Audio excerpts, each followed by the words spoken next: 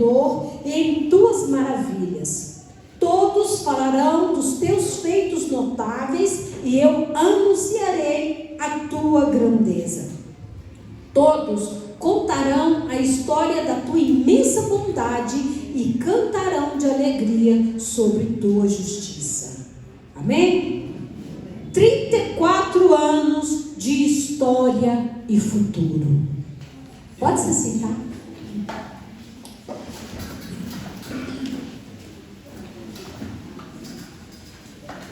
Obrigada, Priscila. Meus irmãos, na próxima semana, né, nós estaremos aqui no sábado e no domingo, comemorando quantos anos com essas portas abertas? 34 anos de história. Amém? Ao abrirmos a palavra do Senhor hoje, no Salmo 145, nós descobrimos que o plano do Senhor para a sua igreja nunca foi isoladamente em uma época só para uma época. Ontem esteve a boa idade, a melhor idade, em um culto ali na igreja Formosa, né? Esteve o pastor Deusvani, eu, Mário, Zélia, Jair, quem mais? E só, né? E o pastor João Luiz trouxe uma mensagem lá muito poderosa. E como essa mensagem foi falando no meu coração, e eu cheguei nesta mensagem de hoje, através da mensagem do pastor João Luiz ontem, que foi tremenda. O salmista aqui fala sobre o quê? Sobre uma conexões de geração. E muitas vezes nós nos perdemos na nossa caminhada entre uma geração e outra. Algumas pessoas valorizam muito a geração do passado e outras valorizam muito a geração do futuro. E o salmista diz que uma geração anunciará, gente, se parece, me perdoe, viu? Anunciará a obra de Deus a outra geração. Então aqui há um elo, há uma conexão, amém? E uma igreja viva é aquela onde os veteranos, né? Onde os idosos, onde a boa idade, a melhor idade, como vocês quiserem, contam os milagres do passado, relembram os grandes fatos do Senhor. E os mais jovens se levantam como exemplo de vigor para escrever o futuro. Amém? A palavra do Senhor diz o que os adolescentes vão me responder. Jovens,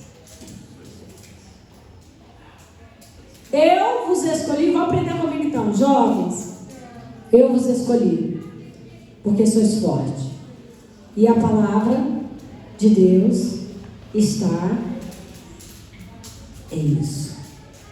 O Senhor escolheu vocês por causa da força que vocês têm.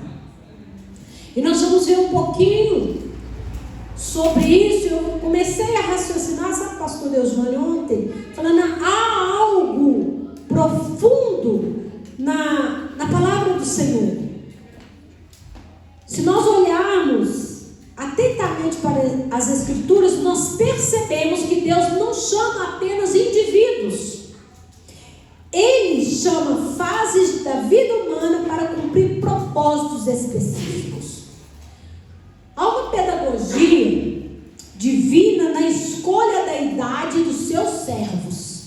E aí eu comecei a raciocinar enquanto o pastor João Luiz estava ali pregando. Se nós olharmos para o Antigo Testamento, Marcos, você vai ver que os grandes homens que foram chamados para trabalhar no Antigo Testamento, eles eram jovens, imaturos? Eram? Não. Na grande maioria, nós podemos ver que o cenário é de fundação. Fundação é algo sólido, né, pastor? Fundação é algo inabalável. E aí Deus constrói uma nação do zero para fundar o que deveria durar por milênios, porque é o fundamento, a fundação que os patriarcas lá no passado fizeram, trouxeram a igreja até Cristo, e Cristo a através dos discípulos, trouxeram a igreja até nossos dias. Amém? Amém? Posso ouvir um amém? Amém. E aí nós podemos ver que ele busca o quê? A maturidade. Abraão é chamado com quantos anos? 75 anos. Moisés passa 40 anos no palácio e mais 40 anos no deserto para ouvir a voz de Deus na sarça ardente. Aos 80 anos, ele começa uma grande obra para Deus.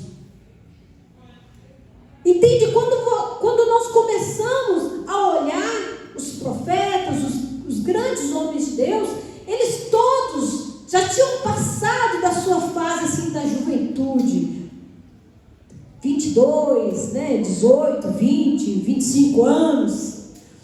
Mas no Novo Testamento eu vejo que há uma urgência.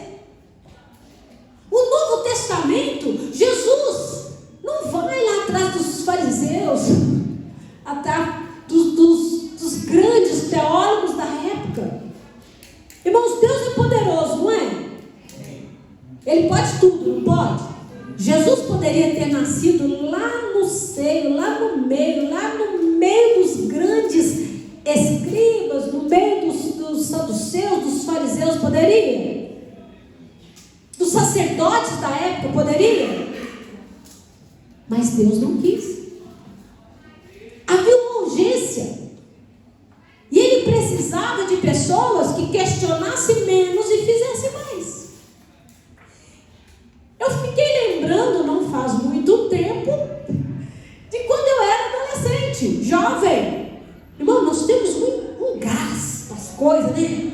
Vamos andar em roda gigante, vamos andar de barquinho, vamos subir ali, pular, vamos. A gente não está nem preocupado que vai quebrar osso, que vai para o hospital. A gente não tem medo de nada. Vamos pular o muro da escola. Não façam isso, eu nunca fiz, quase. Não tinha altura, não deu certo. Então, não, entende? A gente não tem medo. O colega vai chamar assim, vamos dar uma quebrada ali, uma parada ali. Vai dar ruim não, vamos lá no meio lá da confusão. Vamos. Porque o jovem, ele é impulsivo, ele não é questionador. Já nós, me chama para pular alguma coisa, eu vou pensar 50 vezes. Se eu quebrar o osso vai dar ruim, não vai colar. Vai demorar a colar, né? Para que eu vou fazer isso? Que coisa sem sentido. Hoje eu vou num parque de diversões, eu fico ali parado e falo, mas qual o sentido de passar todo esse perrengue? Para mim não tem, mas para esses meninos é o máximo. E a gente percebe isso, trazendo para o conceito do chamado de Deus para as pessoas. Eu vejo isso. Cristo, ele precisava de pessoas que não tivessem tantos questionamentos, que não tivessem tanto medo, que não tivessem tanto mimimi para fazer as coisas. Eles apenas ouviram, creram e multiplicaram. Estão entendendo? Havia uma urgência. O Messias chegou. O reino de Deus está próximo. E a mensagem precisa explodir para o mundo. Jesus não caminha até os anciões do cimento para formar sua base, não. Ele chama esses meninos. Eu andei pesquisando e a base de dados tradicionais da igreja, uma estimativa, tá, irmão? Não é nada 100% não. Mas Pedro, Simão, tinha entre 28 e 30 anos, era o mais velho.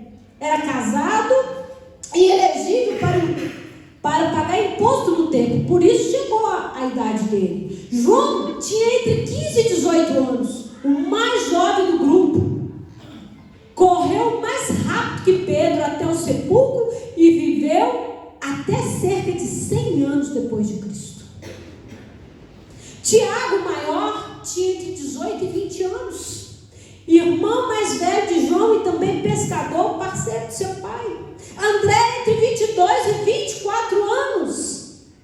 Mateus,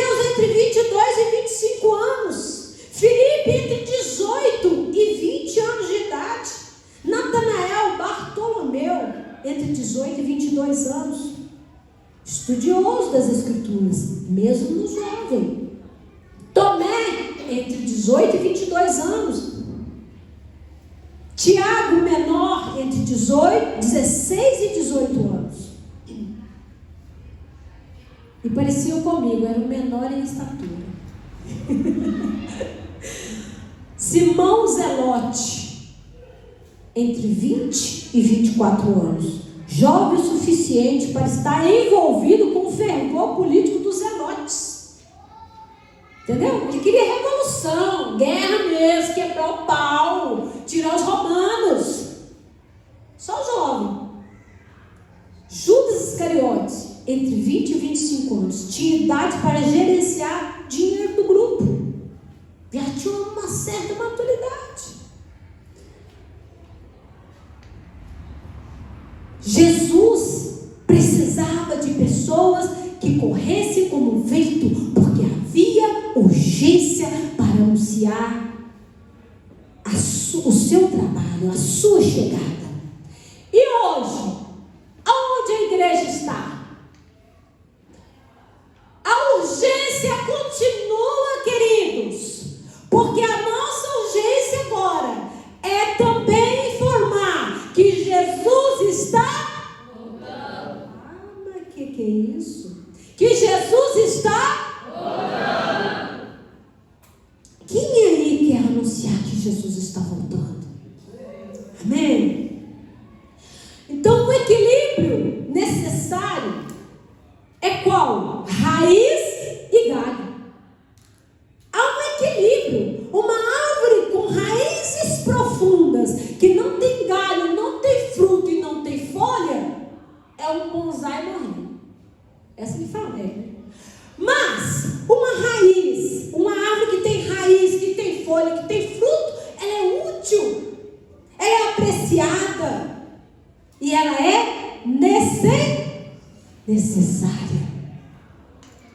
A maturidade do Antigo Testamento nos ensina sobre a preservação da identidade. Sem as raízes de Abraão, de Moisés, o povo teria se dissipado no Egito ou na Babilônia. Já pensou se fosse um jovem levando aquele povo que tinha saído do deserto e eles começassem a reclamar, a murmurar no meio do caminho? O que teria acontecido? Não posso nem pensar. Né, pastor? Mas ali era um homem maduro, experiente, que tinha ouvido a voz de Deus. Amém? A raiz sabe quem é. Ela sabe quem é. Ela busca alimentos em lugares profundos. Quando tem seca, se uma árvore tem uma boa raiz, mesmo assim ela é alimentada.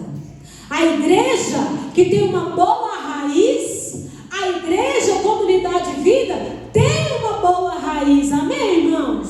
Qual é a nossa raiz? A nossa raiz é de uma igreja de oração. A nossa raiz é de uma igreja que ora para a libertação e Deus liberta, que ora para que Deus possa curar e Deus cura. A nossa raiz é de uma igreja madura, sim. Não somos mais adolescentes. Não podemos mais cometer os mesmos erros de quem tem 18, 19, 20, 21 anos. E hoje aqui foi usado pela Lídia para falar que nós estamos cometendo os mesmos erros. E não há mais tempo para isso. Deus nos chamou porque nós temos história. E nós temos histórias para contar. Temos ou não temos? Se nós pararmos numa roda aqui, vamos fazer agora uma vigília de contação de história do que aconteceu na comunidade de vida. Oh, irmão, uma noite é pouca. Cada um vai lembrar de uma coisa. Tenebrosa, né, Poliana? Engraçada outras. Irmãos, Jesus, nós temos muita experiência. E o que nós estamos fazendo com essa experiência? Com o que Deus fez por nós? Enfiando de tivesse acontecido. Não se vive o hoje sem o que aconteceu ontem. Amém? A juventude no Novo Testamento nos ensina também sobre a expansão do reino. Essa igreja talvez não vá mais crescer tanto através da minha vida, do pastor João Luiz. A gente já está ficando velhinho, né? Depois de amanhã eu faço 54 e ele 65. Já pensou? Mas eu vejo aqui potencial. Amém? Eu vejo jovens aqui que têm a responsabilidade de levar adiante este chamado, este ministério. E no amanhã, se Cristo não voltar, vocês serão as raízes, dando continuidade à história da igreja. Vocês estão dispostos a isso? Nossa, animador. Eu vi que vai longe. Estão dispostos a isso? Amém. É sofrimento, já vou avisando. É suor, lágrima e choro e ranger de dente, tem dia. Mas tem dia que a graça de Deus é tão grande que você fala assim: eu não poderia estar fazendo outra coisa. 1 Timóteo 4,12 diz assim: ninguém despreze a tua mocidade, mas sê exemplo dos fiéis na palavra, no trato, no amor, no espírito, na fé e na pureza. Não é só ser jovem, tem que ter um combo. E para alcançar esse combo, para você ser exemplo dos fiéis. Amém? 34 anos que a comunidade Vida está fazendo. E ao olharmos para a atualidade e especificamente para a nossa comunidade que está celebrando na próxima semana, nós descobrimos que não fomos chamados para escolher entre o antigo e o novo. Eu não estou aqui dando a vocês uma opção de escolha entre o antigo e o novo. Nós fomos chamados para viver a beleza de ambos. A igreja que cresce é aquela que consegue conviver com ambos. É aquela que consegue levar adiante tanto aquilo que foi o antigo quanto o que está acontecendo agora. Uma igreja madura e saudável é aquela onde a raiz alimenta o galho e o galho coroa a raiz. E quando eu estava escrevendo isso, eu lembrei da mensagem do pastor Shirley sobre honra. Os galhos é que coroam a raiz. E o pastor João Luiz, na quarta-feira, estava falando aqui que quando mais jovem, ele ia para a igreja orar e ele tinha só um sapato. E o sapato tinha um buraco, irmão, desse tamanho assim, na sola. E não tinha dinheiro para comprar sapato todo dia, era assim para todo mundo, tá? Você fica com dó dele, pobrezinho do pastor, não, era difícil para todo mundo. E aí, qual era a invenção? Ele pegava um papelão, dobrava e colocava no fundo e calçava, e vinha para a igreja, não podia chover. E os adolescentes, inclusive eu na época, a gente pegava uma caneta, um lápis e ficava cutucando. Pastor orando e a gente lá cutucando o buraquinho. Irmãos, faz parte da adolescência e ele tolerou isso. Entende? Né? Não expulsou nenhum adolescente da igreja. Mas, quando chegava o dia de aniversário do pastor, todos os adolescentes faziam cartaz, fazia cartinha, enfeitávamos a igreja com o que nós tínhamos. Nós vendíamos coisa na rua para comprar presente para o pastor. Nós honrávamos o pastor. Não precisava de pai mandar. Não precisava de mãe mandar. Era amor genuíno. Então, os jovens, eles vão coroar os mais velhos. Se o seu jovem não tem isso, o seu adolescente, o jovem não tem isso, literalmente os pais podem ensinar sim. Mas é necessário você entender que nós fomos chamados para viver a beleza de ambos. Uma igreja madura e saudável e também uma juventude disposta a amar, disposta a ser fiel, disposta a honrar os seus líderes. Amém? Grupo de adolescentes, quando chegar no aniversário da Jana, eles têm a obrigação de fazer algo.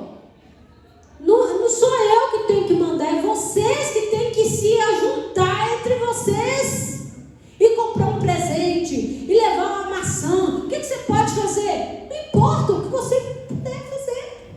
Se não tem dinheiro, escreve uma carta, faz uma cartinha decorada, ainda vale, irmãos. Palavras às vezes é tão importante quanto um presente. Amém? Queridos, uma igreja com 34 anos de história não é uma igreja velha. Nós não somos velhos. Tem igreja de 50 anos, né? Igreja Batista Central tem igreja de 100 anos. Mas é uma árvore que criou, já tem raízes profundas. Amém, querido? Cada oração respondida, cada crise superada no passado, cada irmão que caminhou conosco desde o início representam essa raiz firme. É a experiência dos mais velhos que garante que a igreja não se desvie da sã doutrina, que não se perca nos modismos e que permaneça firme quando os ventos da aprovação sopram. Toda igreja passa por este momento. Estamos vivendo algo incomum na atualidade. Mas isso, escreva isso que eu vou falar para vocês, vai se reverter. A tendência agora é megas igrejas. Igrejas menores, no porte da nossa, cada vez está ficando mais vazia. E igrejas megas, cada vez que passa, estão ficando mais megas. Só que a história já nos diz aonde que isso termina. Porque quanto maior, se não fundamentada, bem firme na sã palavra do Senhor, a igreja vai absorvendo cada vez mais do mundo. É muito mais fácil nós cuidarmos de um grupo de pessoas, de 100, 120 pessoas no máximo, né? 80, 90, não sei, 200, 300, do que 500. Com o pastor que tem coração, força para ir. O pastor João Luiz não está aqui agora, ele está dando assistência a Andréia. Muitos de vocês não sabem, o marido dela sofreu um grave acidente doméstico. Está no CTI. Você acha que um pastor de uma mega igreja, ele vai se importar com isso? Não vai nem chegar no ouvido dele. Entende? O que eu quero que vocês entendam é que nós estamos no caminho, irmãos. E nós temos que permanecer juntos para continuarmos no caminho de forma correta, coerente. Amém? Não somos velhos, mas também não somos jovens. Nós estamos numa boa idade, né, pastor? Idade de produzir, idade de crescer, idade de ter responsabilidade com o reino, idade da maturidade. Estamos agora entrando numa idade que você consegue raciocinar, não ser levado pelos ventos que vêm por aí e não ser destruído pelas coisas que sobrevêm do nada. Hoje você já consegue pensar e questionar. Amém? Deus, em sua infinita sabedoria, continua trazendo os galhos novos. O vigor está aí. Olha os vigorzinhos, olha a cara do vigor, gente. O destemor, a coragem dos mais jovens, né? Tem outros mais jovens misturados aí, não é porque você é casado, você não é jovem, você é jovem. Né? A juventude e as novas gerações trazem o fôlego necessário para desbravar novos caminhos. O pastor está ficando mais cansado, quem tem que pôr ele para frente? É um jovem. Pastor, vamos fazer um acampamento. Ninguém traz uma sugestão. Que fizer, tá bom. Se a porta está aberta, tá bom. Se fechar, tá bom também. Vai ter culto? Vai, que bom. Não vai ter não. Ah, tá bom também, eu fico em casa. Vamos fazer uma vigília? Ah, vamos. Vai ter lanche? Vai, vamos. Não vou fazer nada não. Tá bom também. Irmãos, não é essa a visão. A visão é que o mais jovem corre. Vocês, jovens que estão aqui, é que tem que chegar. Sabe quem corria? Esses dias alguém virou para mim e falou assim: senhora, aí não vai ter mais acampamento? Eu falei assim: deixa eu te contar. Eu quero muito fazer, mas eu não tenho mais fôlego para fazer um acampamento sozinha. Porque eu fazia sempre quando eu era mais...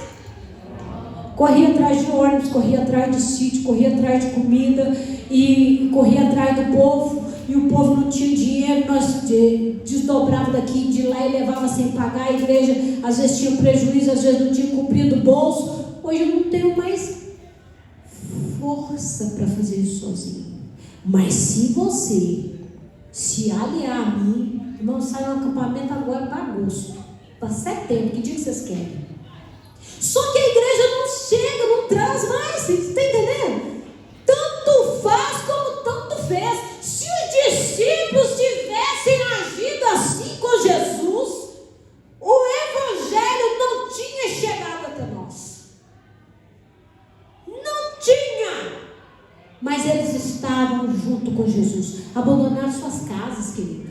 Se eles tivessem falado assim: não, mas tem uma caminha lá tão fofinha que mamãe fez para mim, uma cobertinha com esse fio que mamãe fez para mim. Jesus falava assim: olha, eu não tenho lugar para dormir, eu não tenho lugar para comer, eu não tenho lugar para nada. Quer me seguir? Vem. Opa, estamos juntos. Está entendendo? É isso que o reino de Deus precisa, que a igreja de Deus precisa, para nós chegarmos aqui, olha. E isso vale para todos vocês. A igreja, se ela é uma roda que gira, se ela parar, tudo para. Já viu uma roda parar? Se ela não tiver um freio brusco, né? Freou, parou. O frear, irmãos, ou Deus freia, ou alguma coisa muito grave aconteceu. Parou, parou. Nós já tivemos um freio muito brusco no passado e aprendemos com ele. Mas a outra forma da roda parar, qual é a outra forma? Aos poucos, ela vai deixando de girar, ela vai deixando de girar, ela vai deixando de girar, e ela vai parando, e ninguém está percebendo. O servir a Deus dentro de você está como uma roda engrenada ou está parando? Porque a igreja não é a parede, não. É você, sou eu. Amém, queridos?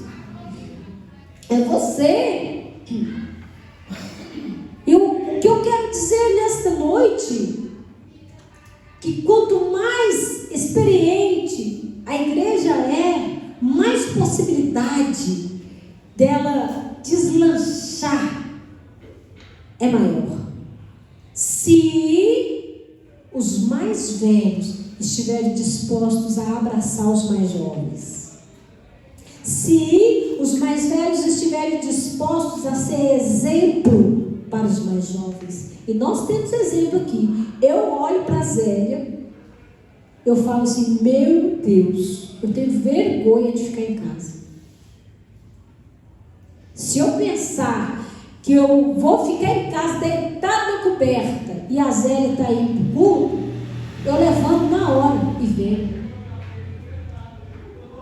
Quando eu lembro da irmã Rosalina aqui, com 92 anos, dando testemunho do que Deus fez na vida dela, eu não tenho motivo para não acreditar que Deus não faz. É isso que faz com que a experiência de um vai sendo passado para o outro, e a igreja vai se movendo. Quando os mais jovens também honram os mais experientes, eles estão protegendo a sua própria força de ser desperdiçada em vão. Sabe aquele irmãozinho quando chega perto de você e fala assim: ô, mexe no celular agora não. Você esse diácono da igreja, querido, é a voz da experiência, sabe? Quando a Lídia chega aqui e fala: irmãos, eu cantando ou não cantando, vocês não estão fazendo diferença. O que está acontecendo? É a voz da experiência, porque às vezes você não se atinou que tem algo no mundo espiritual acontecendo. Amém? E quando nós honramos essas pessoas e não rotulamos como fulano é chato, o outro é intrometido, o outro é não sei o quê, a igreja ela vai ganhando força, porque eu estou aprendendo com quem tem experiência. Amém? Quando não há competição na obra de Deus, mas há complementaridade, que é um outro grande problema. A igreja não pode ser competitiva entre si. Se tem um trabalho sendo desenvolvido, o grupo de adolescentes não é responsabilidade da Janaína, é responsabilidade de toda a igreja. Ela está como líder. A equipe de louvor não é responsabilidade só do rosto, é de toda a igreja. Ele só está como líder. O diaconato não é responsabilidade só do Jorge, do pastor Shone, que pastoreia o diaconato. É de toda a igreja. A igreja não é responsabilidade só do pastor João Luiz. É sua responsabilidade servir a Deus em primeiro lugar. Porque o ensinar, ele ensina. Agora, o executar, eu já vi muito, gente, muitas vezes, o pastor João Luiz de joelho dobrado, com pessoas repetindo oração, porque a pessoa não sabia orar. Dobrava o joelho, alguém que já presenciou isso? Dobrava o joelho com a pessoa do lado: Senhor Jesus, igual faz com criança. E a pessoa é de idade do lado, né? De maior idade, assim, acima dos 20. Repetindo: Senhor Jesus, abençoa minha família, porque a pessoa não tinha força para orar. Aí chega a hora dele, de vocês ajudá-lo em oração, porque 65 anos não é fácil. E aí, ao contrário, a gente começa a ouvir: pastor, não é mais o mesmo. Não é mesmo não, gente. Pega um homem de 20, de 30 e de 65. Vocês querem que seja a mesma coisa? Não é. Só tem um que falou isso, né? Foi Josué. Falou assim: eu sou igual. É Caleb. Eu sou jovem ainda. Eu vou lá e enfrento o gigante e tomo a terra para mim. Me sinto como um jovem. Eu tinha quantos anos, pastor Deus? Hã? 85 anos. Mas eu ainda me sinto que eu tenho 30. Mas o pastor Júnior não está sentindo assim, não. Ele está sentindo com 65 anos mesmo, viu? Até que enfim, né? Durante muitos anos, né? Quantos anos você está fazendo, pastor? pastor? Uns entre 20 e 30. Ficou muitos anos assim, ninguém sabia ao certo. Mas a igreja, ela precisa trabalhar na complementaridade. Amém, queridos? Nós vamos estar a semana que vem aqui, agradecendo ao Senhor por 34 anos. E eu quero saber com que espírito você virá para este culto. Ou se virá. Porque muita gente, membro da igreja, nem se esforça para vir. Marca viagem, faz compromisso, vai em aniversários, faz qualquer coisa. Mas não coloca em primeiro lugar algo que é tão importante, porque isso é a sua identidade. A sua igreja é a sua identidade. Se você fala mal da igreja, você não está falando mal de um terreno com uma construção. Você está falando mal de si mesmo, porque você é igreja.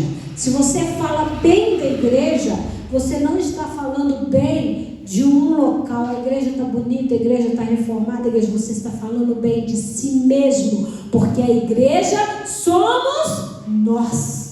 Amém? E como você virá para este culto de adoração? O pastor fez um desafio na semana passada e nós fizemos 60 convitinhos desse aqui, ó.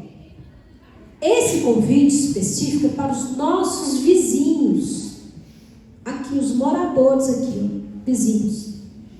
Amém? E nós gostaríamos muito que eles viessem, que eles estivessem aqui conosco. Não dá para o pastor ir de casa em casa convidando. Mas se cada um se propuser a pegar um convite e levar de casa em casa, né? Eu sei que a Simone ali, se eu deixar com ela, distribui tudo num dia só. E eu vou deixar a maioria com você mesmo, né? Mas eu gostaria muito. A Simone tem um dom, é maravilhosa, né? É uma bênção para a igreja. Mas eu gostaria que você também se comprometesse a fazer esse convite. Por quê, queridos? Muitos anos aqui do lado, e às vezes um vizinho nunca teve a curiosidade de vir, porque ele nunca foi convidado. Sem ser a Simone, né, e os filhos dela aqui. Vocês já convidaram alguém aqui da região para vir em um culto? Só a região. Isso. Igor, você também. Isso. Glória a Deus. Já vai levantando as mãozinhas. Amém. Né? E, gente, qual é a oportunidade que nós temos de pregar a Jesus? A festa não é só para nós virmos aqui comer, se alegrar, é para nós darmos a oportunidade de outras pessoas chegarem à mesa. Mesa é lugar de comunhão. E o que mais as pessoas estão precisando no momento é estar em um lugar de comunhão. E eles são bem-vindos. A gente sabe que às vezes o som alto incomoda, principalmente os vizinhos daqui, né? O culto de domingo, pastor, nem muita gente fala assim, pastor, marca o culto mais cedo. E muita gente chegou perto de mim, me pedindo para interceder. Vê se pode. A senhora intercede ao pastor para fazer o culto mais cedo, principalmente os irmãos. Aí eu fui conversar com ele, eu entendi. Ele falou, senhora, nós fazemos um culto uma vez na semana, mas eu não quero acordar os vizinhos 8h30 da manhã, 8h40 da manhã, 9 horas para começar o culto. Todo mundo trabalha a semana inteira. 10 horas já é aceitável. Entende? Eu não tinha pensado por esse lado, confesso para vocês. Então nós podemos dar essa oportunidade para as pessoas se achegarem à mesa. E eu gostaria muito que você fizesse esse convite. Hoje à noite eu vou startar, Poliana vai startar para mim lá no grupo da igreja novamente o convite para você enviar via WhatsApp as pessoas que você conhece que já foram da igreja e não estão mais aqui. A essas, o pastor achou melhor nós não irmos com o convite escrito, mas utilizar da proximidade que você tem, porque às vezes você é próximo a alguém que não está mais aqui, entende? Compreender? Às vezes eu perdi o contato, mas você ainda tem. Amém? Bom, queridos, eu quero fazer um apelo para vocês nesta noite. Uma árvore frutífera para as próximas décadas é o que nós queremos ser. Amém? Jesus resume essa visão em João 15, quando se intitula a videira verdadeira na estrutura de uma árvore saudável, criada por Deus, cujas suas raízes e galhos dependem desesperadamente um do outro para que os frutos apareçam e os frutos permaneçam. Celebrar 34 anos é olhar para trás com gratidão pelas raízes que nos sustentaram até aqui e olhar para frente com expectativa pelos galhos que ainda vão crescer e alcançar muitas vidas em nome de Jesus. Amém? Que nessa próxima semana de celebração a nossa igreja se levante como essa árvore frondosa, firme na palavra, através da experiência dos nossos veteranos, a gente pode dizer assim, né? Experiência nossa, né, Maria? E imparável na missão através da força da nossa juventude. Amém? E eu quero fazer um desafio para vocês. Vamos orar pela igreja e jejuar essa semana? Quem está comigo? Amém? Talvez você já esteja fazendo isso, mas eu quero intencionalmente. Talvez tenha muito tempo que você não tira um dia de jejum. Então eu não vou colocar dia. Eu quero que você se comprometa com Deus em um dia de jejum pela igreja. Um dia, não estou pedindo a semana toda, né? Olha como eu sou boazinha. Mas orar pela igreja. Amém? Essa semana estaremos em oração.